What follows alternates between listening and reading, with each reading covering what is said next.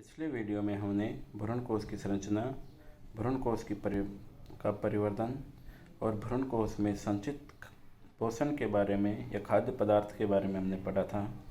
इस वीडियो में हम आवर्तबीजी पौधों में निषेचन की क्रिया के बारे में पढ़ेंगे। आवर्तबीजी पौधों में निषेचन का सर्वप्रथम अध्ययन स्ट्रासबर्गर ने 1884 में लिलियम नामक पौधे में किया था। निषेचन की प्रक्रिया के लिए नर व मादा युग्मकों का संपर्क में आना आवश्यक है। नर युग्मक को बीजांड एवं भ्रूणकोश तथा इसमें उपस्थित मादा युग्मक या अंड कोशिका तक ले जाने का कार्य परागनलिका के द्वारा किया जाता है। इसलिए आवर्तबीजी पौधों में निषेचन की प्रक्रिया को नाल युग्मी या साइफेनोगैमस माना जाता है। परागण की क्रिया पॉलिनेशन।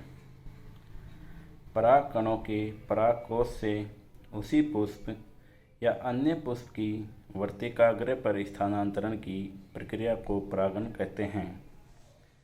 परागण से परागकोश से मुक्त हुए परागकण विभिन्न साधनों जैसे कीट, वायु, जल, जंतु एवं पक्षियों द्वारा पुष्प के मादा जननांग की वर्तिकाग्र पर पहुँचते हैं। परागण के प्रकार। परागण के दो प्रकार होते हैं, स्वपरागण या सेल्फ पॉलिनेशन, पर परागण या पर निषेचन, क्रॉस पॉलिनेशन।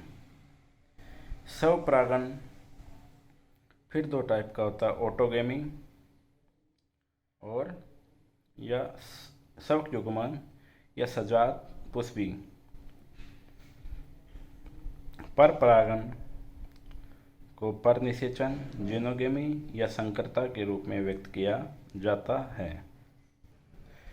स्वक युग्मन अर्थात एक ही पौधे के पुष्प में उसी पुष्प के पुंकेसरों द्वारा मुक्त हुए परागकण उसी पुष्प की वर्तिकाग्र पर जाकर गिरें और वहां पर अंकुरित हों और निषेचन की क्रिया संपन्न करें। इस क्रिया को ऑटोगेमी या स्वक युग्मन कहते हैं। सजात पुष्पी में एक पौधे के पुष्प के परागकण उसी पौधे के दूसरे पुष्प की वर्तिकाग्र पर जब जाकर अंकुरित हों और निषेचन की क्रिया को संपादित करें, इस क्रिया को सजात पुष्पी परागकण कहते हैं। पर परागण की क्रिया में एक पौधे के पुष्प के पुंकेसर किसी दूसरे पौधे उसी जाति के दूसरे पौधे के पुष्प की वर्तिकाग्र पर जाकर निषेचन की क्रिया को संपन्न करें, इस क्रिया को पर परागण कहते हैं। निषेचन की क्रिया में सबसे पहले हम पढ़ेंगे परागकणों का अंकुरण। पूर्णतः विकसित होने के पश्चात परागकोश के स्फुटन के द्वारा परागकण मुक्त हो जाते हैं। आवर्तबीजी पुष्पों में परिपक्व जायांग की वर्तिकाग्र से चिपचिपा द्रव स्रावित होता है, जिससे परागण क्रिया द्वारा स्थानांतरित परागकण चिपक जाते हैं। परागकण इस द्रव को अवशोषित कर फूल जाते हैं एवं इनके आयतन में वृद्धि होती है, जिससे इनका सख्त बाह्य चोल नरम हो जाता है एवं झिल्ली युक्त अंतःचोल या एंटाइन किसी जनन छिद्र से नलिकाकार अतिवर्धी के रूप में बाहर आ जाता है। इस छोटी नलिका को जनन नलिका या जर्म ट्यूब कहते हैं।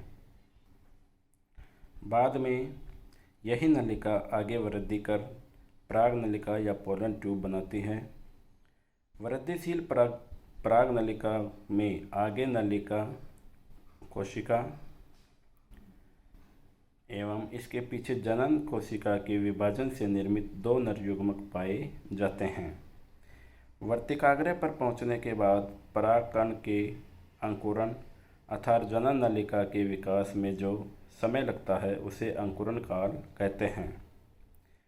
सामान्यतः एक परागकण के अंकुरण से केवल एक परागनलिका उत्पन्न होती है। इस प्रकार के परागकण को एक नलिकीय या मोनोसाइफोनस कहते हैं। जबकि कुछ पौधों में जैसे मालवा नेग्लेक्टा में 14 परागनलिका पाई जाते हैं। ऐसे परागकणों को बहुनलिकीय कहते हैं, पॉलीसाइफोनस। बहुनलिकीय अवस्था में केवल एक ही परागनलिका क्रियाशील रहती है। धन्यवाद। अगले वीडियो में हम वर्तिकाग्र के कार्यों के बारे में पढ़ेंगे।